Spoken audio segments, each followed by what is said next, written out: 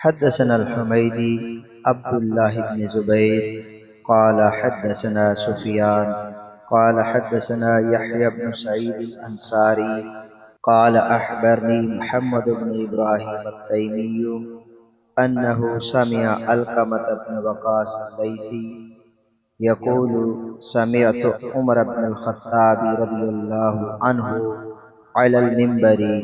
قال سمعت رسول الله صلى الله عليه وسلم يقول إنما الأعمال بالنيات وإنما لكل امرئ ما نوى فمن كانت هجرته إلى الدنيا يصيبها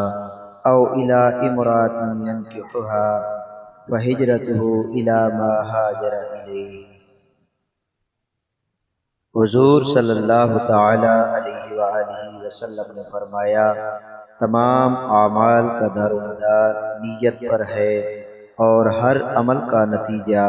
ہر انسان کو اس کی نیت کے مطابق ہی ملے گا۔ پس جس کی ہجرت دولت دنیا حاصل کرنے کے لیے ہو یا کسی عورت سے شادی کی غرض سے ہو، پس اس کی ہجرت ان ہی چیزوں کے لیے ہوگی